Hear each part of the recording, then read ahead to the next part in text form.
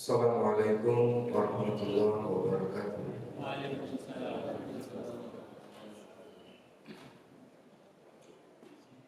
Innal hamdalillah nahmaduhu wa nasta'inuhu wa nastaghfiruh wa na'udzu billahi min shururi anfusina wa min sayyiati a'malina.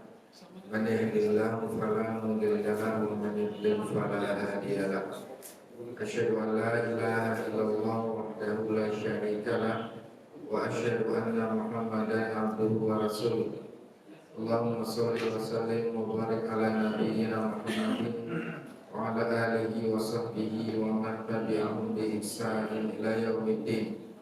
Qala Allah ta'ala fil Qur'anil Karim, ya ayyuhalladzina amanu taqullaha haqqa tuqatih wa la tamutunna illa wa antum muslimun. Amma ba'du. Ma'asyiral muslimin wal muslimat, kabar Nabi sekalian rahimanallahu wa iyyakum. Alhamdulillah, kita bersyukur kepada Allah Subhanahu wa taala dan bahwasanya kalimat pujian kepada Allah, yaitu ucapan alhamdulillah, adalah di antara seutama-utama zikir. Nabi sallallahu alaihi wasallam bersabda, alhamdulillah tamla'ul mizan. Ucapan alhamdulillah, zikir alhamdulillah yang diucapkan oleh seorang hamba itu berpeluang untuk bisa memenuhi timbangan kebaikan, timbangan catatan seorang nanti di hari kiamat. Dan ucapan alhamdulillah adalah menunjukkan atas kelemahan seorang hamba dan pengakuan atas besarnya karunia Allah kepada hamba-hambanya, sehingga Nabi Shallallahu Alaihi Wasallam senantiasa banyak mengucapkan lafaz alhamdulillah ini, baik dalam keadaan beliau mendapatkan sesuatu yang disenangi atau juga sebaliknya. Para sekalian dan ibu sekalian rahimanallahu, kita masih pada pembahasan atau menyampaikan tentang sekelumit sedikit dari kisah kehidupan atau keluarga besar Nabi Shallallahu Alaihi Wasallam. Dan dalam pertemuan ini masih menyampaikan tentang biografi salah seorang istri Nabi Shallallahu Alaihi Wasallam yang bernama Ummu Salamah. Pada pertemuan sebelumnya itu lebih dekat yang judulnya itu pada semangat Ummu Salamah. Namun di kesempatan ini insya Allah kita akan menyampaikan masih pada bagian tentang Ummu Salamah. Bapak Ibu sekalian rahimanallahu wa iyyakum, ya, pada pertemuan sebelumnya kita telah sampaikan bagaimana perjuangan Ummu Salamah ketika masuk Islam. Ya, bagaimana beliau bersama suaminya Abu Salamah hijrah dalam hijrah yang pertama dalam sejarah Islam, yaitu hijrah ke Habasyah, yang total perkiraannya 3 kali jaraknya dibanding hijrah ke Madinah. Hijrah ke Habasyah, daratan, lautan, daratan. Kemudian setelah itu beliau sempat pulang, ya, karena mendapatkan informasi di Mekah sudah masuk Islam. Pulang ke Mekah nambah ujian baru, yaitu menghadapi keluarga, baik dari keluarga sendiri atau keluarga suaminya, yaitu Abu Salamah. Ketika beliau pulang, ya, ternyata dari keluarganya memisahkan antara beliau dengan suaminya dan beliau juga dengan anaknya. Ummu Salamah ditahan sama keluarganya, Abu Salamah diusir. Kemudian keluarganya Abu Salamah tidak terima kalau sepasang suami istri ini tersiksa batinnya karena dipisahkan. Lalu keluarga Abu Salamah pun membalas agar Ummu Salamah juga mendapatkan yang tekanan batin, siksaan batin yang serupa dengan cara dijauhkan dari putranya. Ya, akhirnya putranya juga ditarik dari Ummu Salamah, kemudian Ummu Salamah pun berpisah dari dua suami dan anak. Itu berlangsung selama beberapa masa sampai kemudian Allah kembali pertemukan. Kemudian ya singkat cerita, kemudian mereka pun hijrah. Ya ketika mereka hijrah, kemudian qadarullah masya'afal, Abu Salamah pun wafat. Ya, dari Abu Salamah wafat dalam kondisi Ummu Salamah memiliki 3 atau 4 anak. Ya, setelah itu ya takdir dari Allah Ta'ala menyatukan atau mengumpulkan Ummu Salamah sebagai bagian dari ahli bait Nabi Sallallahu Alaihi Wasallam, bagian dari keluarga besar Nabi Sallallahu Alaihi Wasallam. Oleh sebab itu, ketika Ummu Salamah dinikahi oleh Nabi Sallallahu Alaihi Wasallam, dalam pernikahan tersebut ada satu keutamaan dan kejadian yang menunjukkan juga bagian dari keutamaan Ummu Salamah.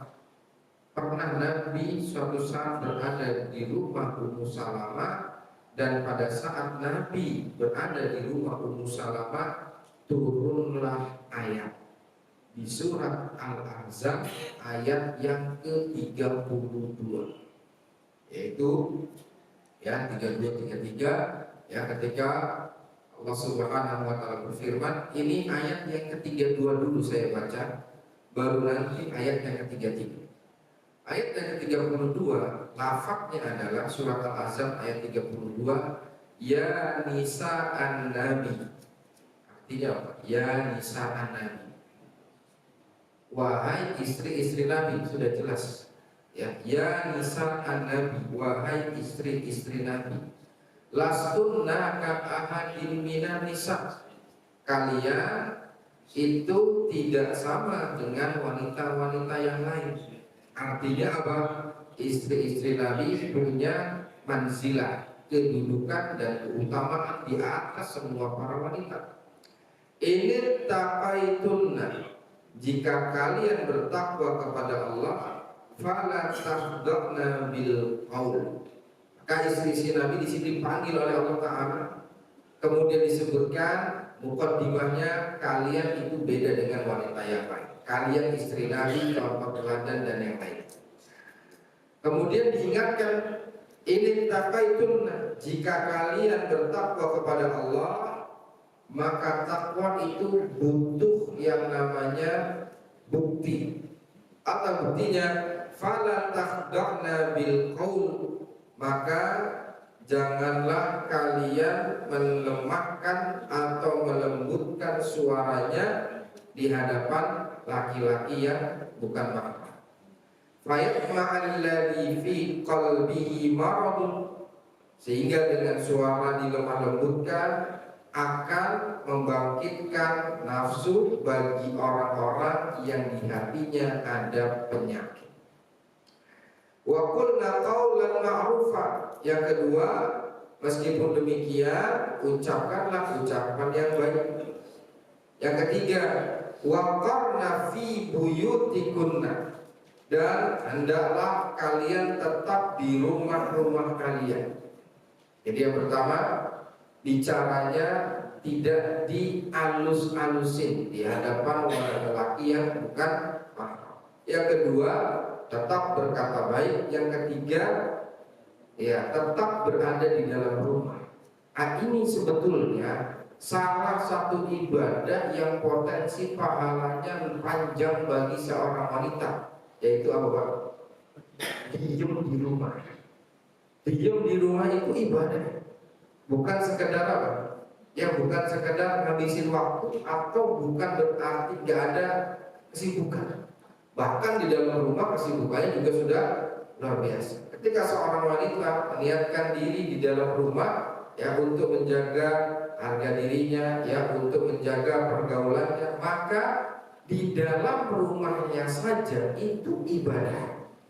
Kenapa? Allah Ta'ala berfirman, waqarna fi buyutikunna, dan tetaplah kalian di rumah kalian.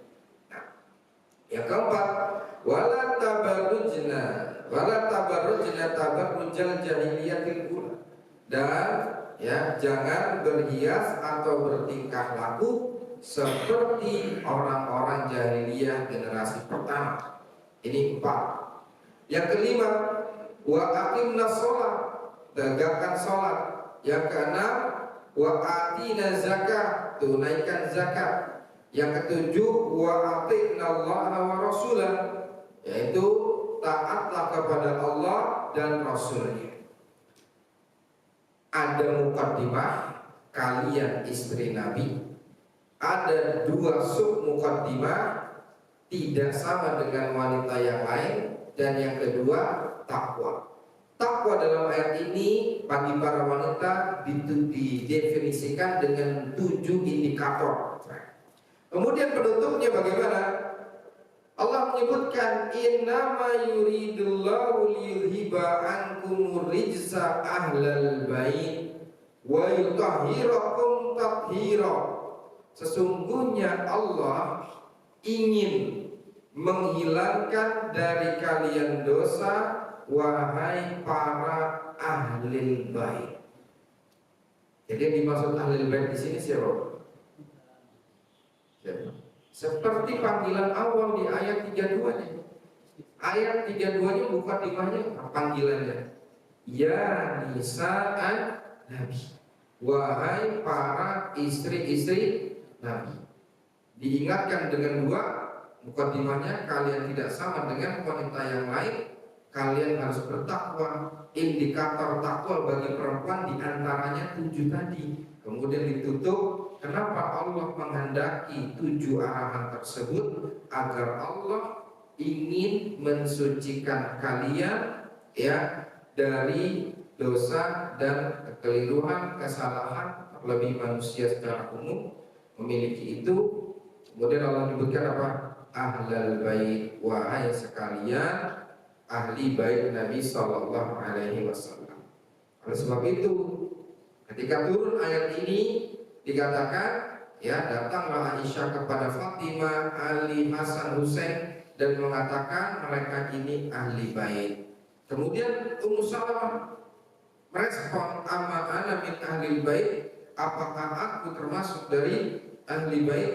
Maka Nabi SAW menjawab, bala insyaallah. Nah, engkau juga termasuk. Jadi ini sekalian rahmatullahi di antara keutamaan ya yang lain yang dimiliki oleh siapa? Ummu Salamah radhiyallahu taala anha, dan juga seluruh dari istri-istri Nabi yang pada beberapa waktu, beberapa bulan ini kita mencoba untuk menyampaikan bagian dari kehidupan mereka. Sekalian rahmatullah ya.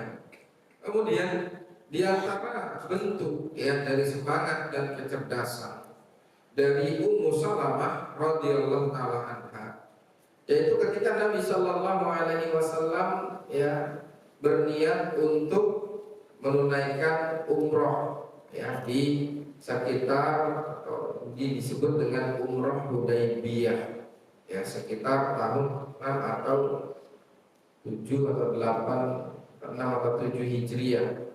Yang Nabi SAW awalnya bermimpi ya, kata dukhulunal Masjidil Haram aminin, engkau akan masuk Masjidil Haram dalam keadaan aman, muhallikin, dalam keadaan sudah gundul. Artinya kalau masuk Masjidil Haram gundul itu tandanya tahallul. Tahallul itu apa? Tahallul itu finishing umroh, penutupan umroh. Jadi aktivitas umroh ya, yang dimulai dengan miqat ya, memakai baju ihram, kemudian labbaik Allahumma umratan, itu ditutupnya dengan apa? Tahallul. Berarti Nabi memahami kami akan masuk ke kota Mekah dalam keadaan tahallul. Berarti kita bisa pulang lagi setelah 7 tahun gak pernah mudik. 7 tahun gak pernah mudik. Tahun berapa tahun kemarin? 2 tahun sekalinya mudik, euforianya besar. Ini 7 tahun. Nabi SAW tidak bisa pulang ke Mekah. Nah, maka pada saat itu ya Nabi SAW dan para sahabat akhirnya bersiap untuk masuk ke Mekah. Dan kejadian ini di tahun 7. Tahun 7 ini itu sudah terjadi beberapa perang besar. Badar sudah, Uhud sudah, Khandaq sudah. Sudah perang besar itu sudah menunjukkan kekuatan dan kedikdayaan kaum muslimin pada saat itu. Maka Nabi dan para sahabatnya berangkat sampai di suatu tempat yang bernama Hudaybiyah. Ya, Nabi SAW dicegah. Ya, dicegat oleh seseorang yang merupakan utusan dari Quraisy. Intinya ya, dalam pertemuan itu terjadi kesepakatan. Kesepakatannya itu disebut dengan perjanjian Hudaybiyah. Apa isi dari kesepakatan itu? Nabi tidak boleh masuk ke Mekah tahun ini. Nabi suruh pulang lagi. Boleh masuk Mekah untuk umroh tahun depan. Itu pun waktunya dibatasi. Yang ketiga, Nabi masuk Mekah dan para sahabat tidak boleh bawa senjata kecuali yang biasa nyentel di pinggang. Kemudian yang keempat, gencatan senjata 10 tahun antara Mekah dengan Madinah. Yang kelima, semua sekutu juga harus ikut gencatan senjata. Jika ada sekutu yang melanggar, maka ini khianat dan dianggap ya telah menodai perjanjian. Sepakat. Kemudian ada lagi, isinya adalah orang Mekah yang lari ke Madinah dipulangin, kemudian kebalikannya orang Madinah yang lari ke Mekah dibiarin. Umar bin Khattab mendengar isi perjanjian itu kok kayak berat sebelah. Lebih menguntungkan orang-orang Quraisy Mekah. Kita seperti berada di posisi bawah, atau lebih tepatnya miripnya adalah kita seperti yang dirugikan dengan perjanjian ini. Sedangkan orang Mekah itu pada saat itu titiknya itu di bawah kita, di bawah Madinah. Uhud, Badar, Khandaq, segala macam sudah dimenangi kaum muslimin. Nah, kok kita mau menerima isi perjanjian seperti ini? Baik. Sekalian rahmat Allah ya. Sedangkan tadi niat, angan-angan, keinginan mereka keluar dari Madinah ke Mekah adalah umroh. Di tengah jalan disuruh pulang. Ini qadarullah, jadi ingat ya, sebagian dari jamaah haji yang sudah di mana Pak? Di bandara kemarin. Sudah di bandara, ternyata visanya tidak keluar. Bagaimana kagetnya? Semua persiapan sudah siap. Ya mungkin juga dari keluarga, tetangga juga sudah pamitan. Euforia untuk bisa menunaikan rukun Islam yang kelima juga sudah membumbung tinggi. Ya, sampai bandara informasi visa tidak keluar. Berat dirasa. Nah, ini juga yang terjadi bagi para sahabat pada saat itu. Mereka sudah di tengah jalan, bahkan sudah lebih dekat ke arah mana? Makanya Umar sempat merespon kaget, terkejut. Maka jawaban Abu Bakar, jawaban Nabi, saya Rasulullah, saya gak mungkin memaksiati arahan dari Allah. Gak puas dengan jawaban Nabi, datang ke Abu Bakar. Abu Bakar hanya menjawab, beliau itu utusan Allah, sudah ikuti aja. Sudah, baru Umar diam. Kalau sekalian beramal itu, ya. Kemudian kesimpulannya pada saat itu sahabat shock. Pada saat itu sahabat apa? Pada saat itu sahabat shock. Apa yang membuat shocknya? Sudah siap-siap dan sudah. Ini kalau seperti ini Pak, ini sudah ihram Pak. Karena mereka dari mana? Dari Madinah ke Mekah. Kalau sekarang di Bir Ali, Hudaybiyah sudah ganti pakaian ihram dan sudah apa? Labbaik Allahumma labbaik. Sudah seperti itu. Jadi bukan seperti orang jalan disuruh pulang lagi, enggak. Sudah pakaiannya sudah pakaian ihram. Labbaik Allahumma labbaik, labbaik Allahumma. Jadi kalau baik kita nggak jalan, tentu pulang, blah. Sudah. Kalau sebagian dari saudara-saudara kita mungkin di bandara bajunya masih baju travel seperti itu. Pakai baju Indonesia masih ini sudah pakai bagian apa?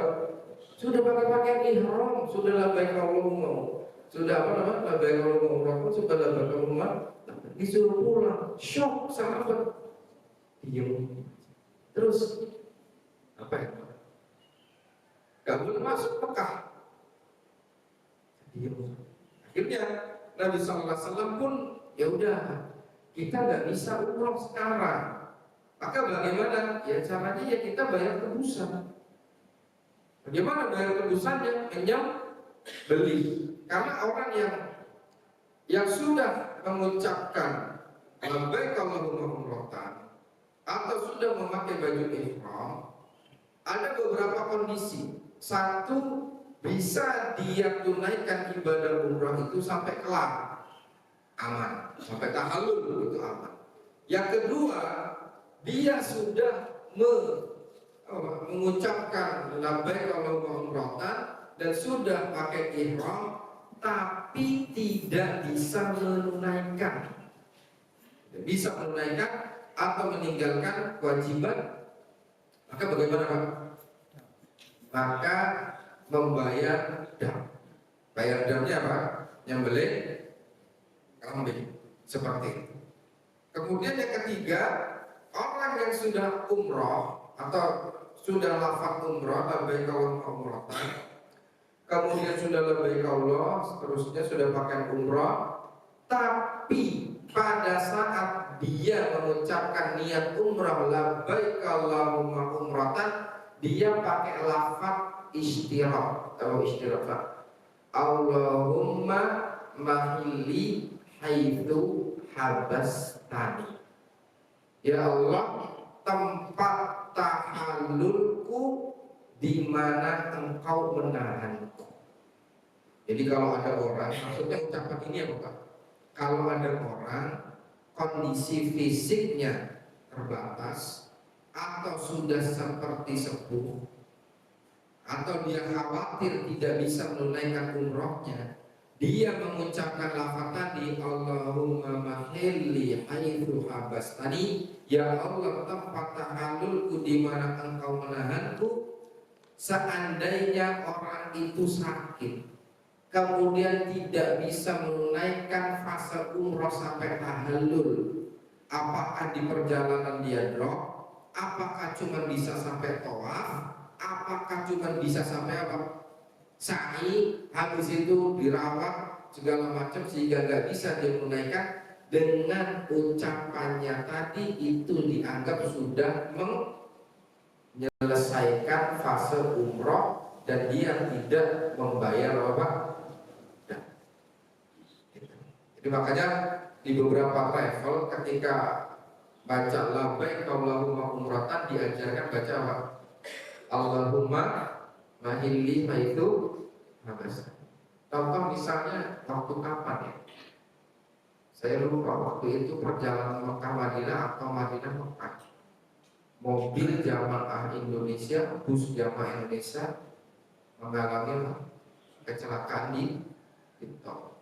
Ada beberapa satu keluarga yang meninggal kan masalah. Seandainya terjadi seperti itu, ternyata akhir langkah kakinya adalah di dalam kendaraan itu, sudah di atas umroh, selesai sudah. Tidak perlu membayar dam, tidak perlu. Baik, ini intinya berapa? Ada 3. Dari awal sampai akhir kelar. Kemudian yang kedua apa? Enggak kelar, harus bayar dam. Yang ketiga, enggak kelar tapi di awal mengucapkan lafaz syarat. Oke. Dari 3 kemungkinan ini yang terjadi pada saat kisah Hudaybiyah yang mana Pak? Yang pertama, lancar kelar sampai gundulin. Yang kedua, yaitu adalah tidak kelar tanpa mengucapkan kalimat syarat. Yang ketiga, yaitu tidak kelar sampai tahallul tapi mengucapkan kalimat syarat. Yang mana?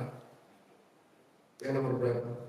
Yang terjadi pada saat itu di nomor 2. Jadi cuma labbaik Allahumma umrah tanpa mengucapkan syarat.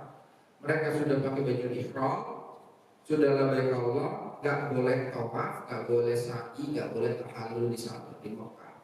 Akhirnya solusinya biar umrohnya terhitung pahala umroh harus menyembelih apa? Kambing. Ya sudah, kita nggak bisa nih. Kita dari rukun umroh cuma bisa melakukan satu, pakai pakaian ihram. Tawafnya nggak dapat, sa'inya nggak dapat. Terus gimana? Ya sudah, kalau tetap pengen dapat pahala umroh, nyembelih. Disampaikan seperti itu, ya maka para sahabat cuma diem, shock. Sampai akhirnya Nabi Shallallahu Alaihi Wasallam pun masuk ke tendanya Ummu Salamah dalam keadaan marah, dalam keadaan bingung. Maka Ummu Salamah melihat Nabi Shallallahu Alaihi Wasallam demikian, apa yang terjadi? Kok kayaknya mukanya beda? Ini peran wanita itu luar biasa. Wanita itu harus punya insting, harus punya sensitivitas ketika pertama kali suaminya masuk rumah. Apakah senyum, apakah apa? Merengut, ya seperti itu. Udah merengut, punya masalah di luar, ditambahin lagi. Merengut aja sih, masuk merengut pakai sampah aja sih. Kasihan amat ya. Sudah di luar punya masalah, di dalam ditambahin. Maka ini yang terjadi pada Khadijah dan Ummu Salamah. Di Khadijah Nabi ketakutan ditenangi, ada apa? Kemudian ketika di Hudaybiyah dengan Ummu Salamah, Nabi juga face mukanya beda, ditanya ada apa? Seperti itu. Diceritakan saya begini, tapi tidak ada sahabat yang mau nyembelih. Lihat solusi yang disampaikan Ummu Salamah. Ummu Salamah tidak mengompori. Tidak memanas-manasi keadaan. Memang gitu tuh teman-teman tuh. Gitu.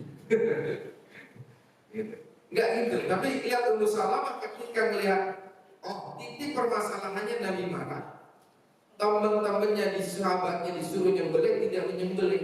Dan Ummu Salamah paham kenapa mereka tidak mau langsung menyembelih, karena mereka sedang shock. Apa kemudian arahan dan saran dari Ummu Salamah?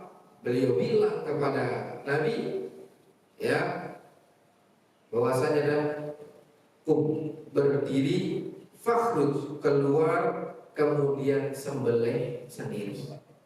Insya Allah setelah itu para sahabat akan ikut menyembelih. Maka Nabi membawa sembelihannya, ya, di hadapan para sahabat, kemudian menyembelih sendiri. Ngelihat Nabi menyembelih, para sahabat pun akhirnya menyembelih sembelihan atau hewannya. Nah, setelah menganggap ini, Nabi Salam mengatakan, aku ibu kamu ingin seperti itu, ukhruj, keluar, la tukalim ahadan, gak perlu ngomong, gak perlu bicara, satu kalimat pun, hatta tanhar, sampai kau menyembelih, ya, tad'u khaliqaka, ya, kemudian kamu panggil tukang cukurmu, kemudian cukur. Kemudian setelah itu langsung semuanya. Sekalian rahmat ini yang menunjukkan, ya, di antara bentuk dari kecerdasan siapa? Ummu Salamah. Kecerdasannya banyak. Satu, menyelesaikan, ya, gundah Nabi. Satu. Yang kedua adalah menyelesaikan permasalahan antara Nabi dengan para sahabatnya tanpa harus menjatuhkan salah satu di antara keduanya. Nah, kemudian yang ketiga tadi solusinya mantap. Bapak sekalian, Bapak dan Ibu, rahimanallahu wa iyyakum, ini di antara bentuk dari siapa? Keutamaan Ummu Salamah. Dan Imam Ibnu Hajar menyebutkan fadlul musyawarah, keutamaan musyawarah. Di sini Nabi Sallallahu Alaihi Wasallam bermusyawarah dengan siapa? Dengan satu orang, yaitu siapa? Istrinya. Wa anal fi'la ila dhamma ila al-qawl kana ablag min al-qawl. Yang kedua, makanya Allah Ta'ala berfirman, ya wasyawirhum fil amri fa idza azamta fatawakkal 'ala Allah. 3 poin. Wasyawirhum fil amri. Kalau punya problem, punya permasalahan, punya perencanaan, wasyawirhum, ajak musyawarah. Musyawarah dalam konteks zaman ini itu bentuknya seperti apa? Satu, rapat. Rapat itu masuk dalam bagian forum musyawarah karena melibatkan apa? Banyak orang, melibatkan banyak kepala, mengeluarkan pendapat masing-masing, argumennya. Kemudian yang terakhir adalah diambil keputusan. Biasanya dicatat itu sama notulen. Hasil dari rapat kali ini putusannya seperti ini. Dan putusan itulah yang disebut apa? Faida azamta. Kalau kamu sudah bertekad melakukan sesuatu, diawali dengan musyawarah, diakhiri dengan putusan. Putusan itulah yang disebut dengan faida azamta, kalau sudah tekad. Yang ketiga, tawakal Allah. Jalani hasil putusan, tawakal sama Allah. Ini 3 arahan dari Allah Ta'ala ya, tentang satu, musyawarah. Kalau memang sudah nyampe putusan, bertekad, lakukan. Yang ketiga adalah tawakal Allah. Kemudian disebutkan di sini jawazu musyawaratil mar'atil fadilah, diperbolehkan bermusyawarah dengan wanita yang utama, dengan wanita yang memiliki kecerdasan dan keutamaan. Terlebih wanita ini bagian dari keluarga. Cuma mohon maaf, tidak juga salah penempatan makna. Mengajak musyawarah wanita yang bukan keluarga, bukan mahram untuk menyelesaikan masalah keluarga. Ini repot ya. Teman kerja, kenalan sekolah waktu lama, dan yang lain sebagainya. Yang dimusyawarahkan apa? Istrinya di rumah. Wah, ini problem nanti. Dan ini kata-kata orang sih ya beberapa kali kejadian. Nah, sekarang ini biarkan musyawarah dengan anggota keluarga seperti itu. Kemudian kata siapa namanya? Kata Imam Ibnu Hajar, Fadl Ummu Salamah wa fawdu aqliha, menunjukkan keutamaan Ummu Salamah dan cepatnya ide itu keluar dengan matang. Gak mikir panjang Ummu Salamah. Dapat omongan dari Nabi begini, langsung itu. Kadang orang perlu mikir dulu, ya bentar dulu. Apa sih diem aja? Suaminya gini-gini diem aja gak respon. Nah, dulu dipikir dulu, mikir apa merem. Tapi Ummu Salamah langsung merespon. Fau akliha, Nabi ngomong begini langsung tak langsung tak keluar. Maka dikatakan oleh Al-Imam Al-Haramain, salah seorang ulama usul yang juga dari pemuka mazhab Syafi'i, beliau menyebutkan la na'lamu ra'atan, kami tidak mengetahui seorang wanita syarat bira'in yang memiliki ide cemerlang seperti ini, fa'asobat, kemudian benar ada permasalahan, kemudian dia dengar, dia langsung kasih solusi dan solusinya benar, illa Ummu Salamah ya, kecuali siapa? Ummu Salamah. Dan ini Bapak Ibu sekalian, ini termasuk dari taufik. Ini termasuk dari taufik. Kadang ketika orang punya masalah ada beberapa opsi, A sampai E, ada 5 opsi, ini. Kira-kira dari 5 opsi ini mana yang paling baik hasilnya? Ada yang milih E, oh ternyata hasilnya lebih buruk, lebih parah. Ada yang milih B, wah ternyata dampak positifnya bisa, tapi lama amat. Coba tuh. Kemudian yang C dipilih. Oh ternyata opsi ini dipilih, hasilnya paten, cepat, mantap. Berarti di antara 3 orang ini siapa yang diberi taufik, Pak? Yang milih opsi C. Teman-temannya dikasih pilihan ini, dampaknya satu lebih buruk, yang satu lagi milih ini hasilnya lambat. Dia milih opsi C, hasilnya cepat dan lebih baik. Itulah taufik, Pak. Itulah taufik. Makanya ya seringkali ya Allah atau Nabi Sallallahu Alaihi Wasallam mengajarkan kepada kita untuk minta taufik. Taufik itu ketepatan, tepat dan cepat, itu taufik. Pas. Nah, sekalian berlaku ini ini yang pertama. Yang kedua, di antara bentuk dari utama Ummu Salamah, Ummu Salamah pernah bertemu malaikat Jibril dalam kondisi malaikat Jibril merubah fisiknya seperti seorang sahabat yang bernama Dihyah Al-Kalbi. Nah, disebutkan bahwasanya anna Jibril alaihi salam akan nabiyya wa indahu Ummu Salamah. Malaikat Jibril pernah datang kepada Nabi sallallahu alaihi wasallam dan di sisi Nabi ada Ummu Salamah. Faja'ala yuhaddits. Kemudian terjadi perbincangan antara Nabi dengan malaikat Jibril. Faqala Nabi li Ummu Salamah. Ummu Salamah, antum tahu nggak tadi siapa yang datang dan berbincang denganku? Kemudian Ummu Salamah menjawab, hada Dihyah. Bukankah itu Dihyah? Nah, kalau Ummu Salamah menjawab, saya nggak tahu kecuali itu Dihyah. Kemudian setelah itu Nabi Sallallahu Alaihi Wasallam beberapa saat kemudian mengabarkan bahwasanya yang datang tadi itu adalah malaikat Jibril yang berubah menjadi fisik seseorang. Nah, dari sini ada beberapa poin. Yang pertama adalah bahwasanya mungkin sebagian manusia bisa melihat malaikat, namun dalam kondisi malaikat berubah menjadi sosok seorang manusia. Seperti hadis apa, Pak? Hadis Islam, iman dan ihsan.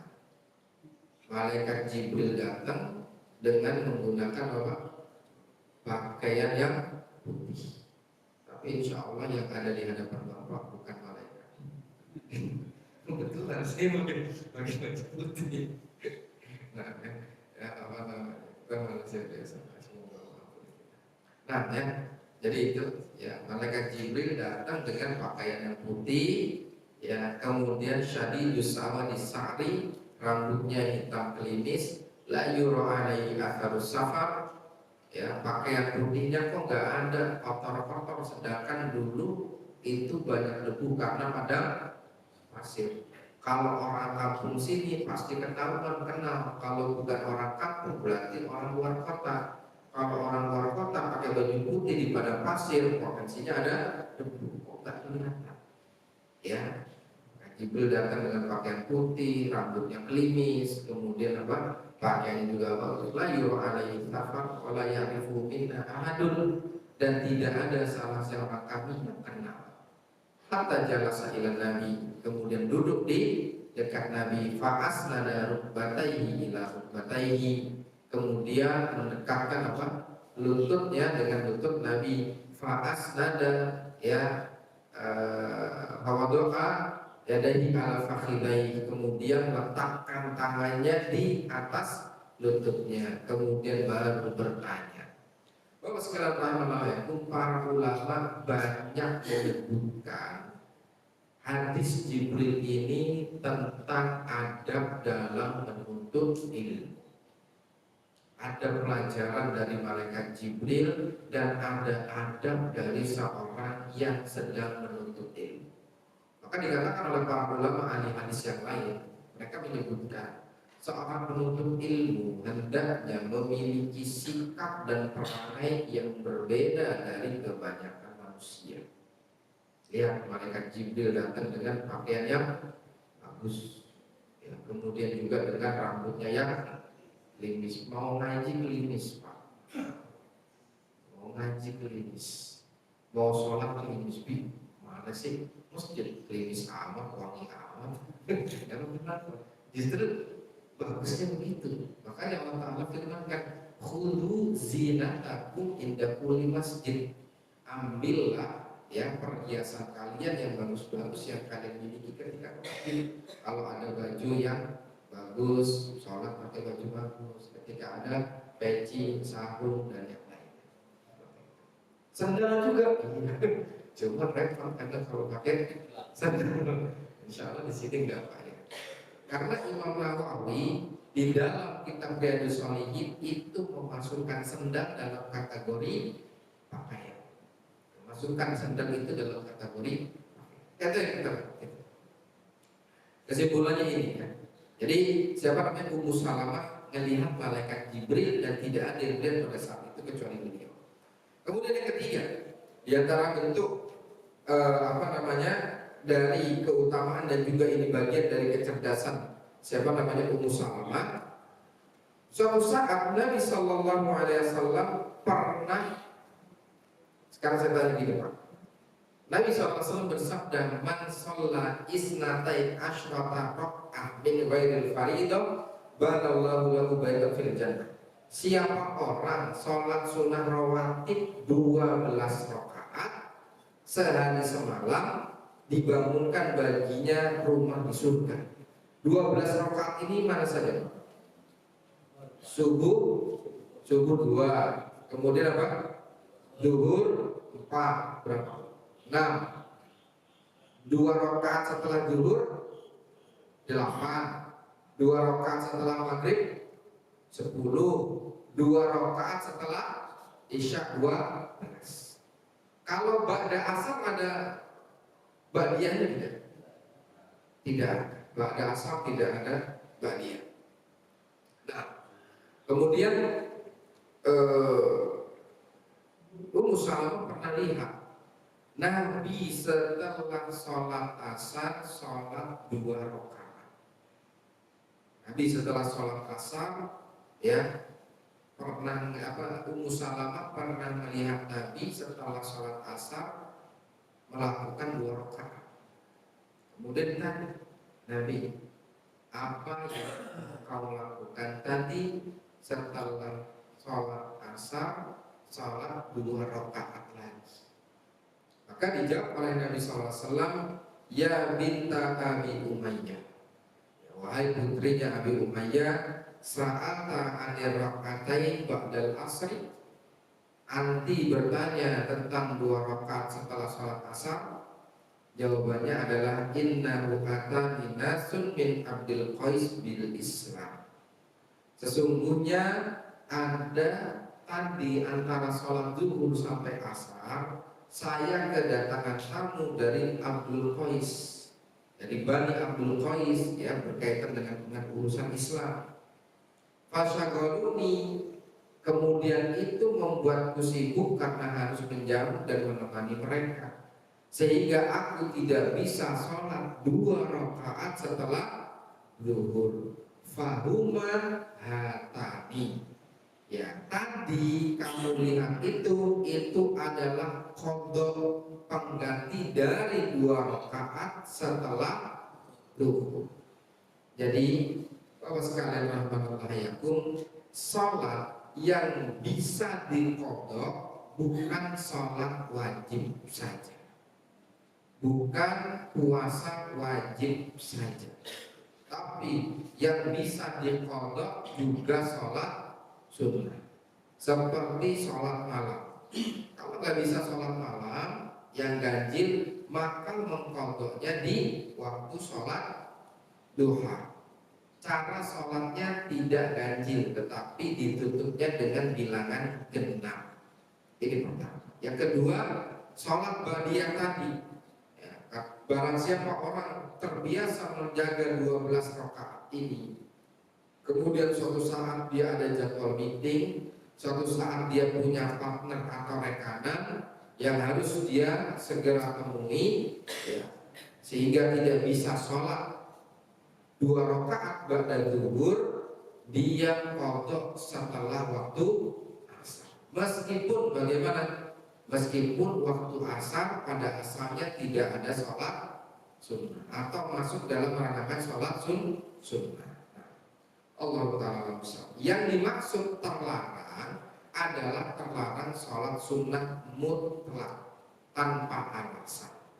Adapun ba'da asar sampai maghrib, kalau sholat sunnahnya dengan alasan dan sebab, boleh. Satu, sholat jenazah. Meskipun sebagian menyebutkan ini fardu, para ulama menyebutkan ini fardu kifayah. Yang kedua, contohnya sholat sunnah wudhu. 3, tahiyatul masjid. 4, ini tadi mengqadha sholat sunnah duhur ke setelah asar.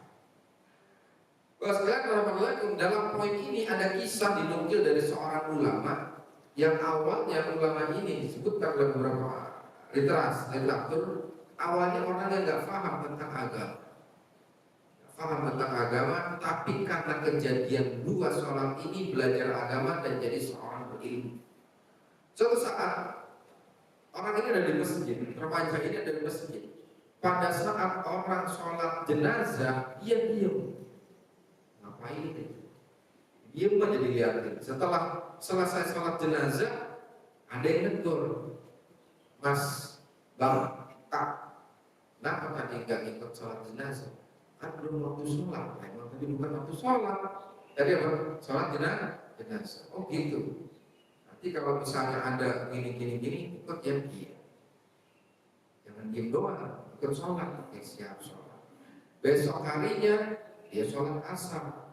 Habis sholat asar dia sholat 2 rakaat. Didatangin lagi, Mas, Kak, ya, ngapain tadi? Sholat sunnah. Sholat apa? 2 rakaat setelah asar. Sholat asar itu tidak ada bagiannya. Loh, kok salah mulu? Kemarin saya diem, ditegur suruh sholat jenazah. Sekarang saya sholat habis asar ditegur lagi karena salah. Terus yang benar yang mana? Ya makanya belajar. Yang makanya apa? Belajar. Akhirnya dari situ itu jadi obsesi orang itu belajar, kemudian belajar menjadi seorang Allah Ta'ala bisa. Nah, setelah ini diantaranya. Jadi poinnya adalah dikatakan oleh Ibnu Hajar dilalah ala fatona Ummi Salamah, menunjukkan akan kecerdasan dari Ummu Salamah dan sensitivitas. Jadi yang ada di rumah itu perlu sensitif, ya, bukan berarti apa abai, cuek, ya, seperti itu. Ummu Salamah seperti itu. Apalagi dalam urusan agama harus ada sensornya, sensitivitasnya. Kenapa ini boleh, kenapa ini nggak boleh, kenapa kok melakukan ini, kenapa ini tidak dilakukan. Oh kalau kayak gini nanti dampaknya jadi buruk. Oh kalau kayak gini maka ini dampaknya bisa positif. Wa husnu ta'atiha bi wa hasan ta'atiha bi mulatafsu alaiha wa ittibamiha bi amriddin. Cara bertanyanya pun bagus. Kemudian yang selanjutnya ihtimamuha bi amriddin. Perhatiannya terhadap urusan agama. Oh sekalian berlaku, kapan perhatian terhadap urusan agama itu muncul? Perhatian terhadap urusan agama itu muncul ketika ada kecemburuan terhadap agama. Ketika ada kecemburuan terhadap agama, dia akan perhatian terhadap urusan agama.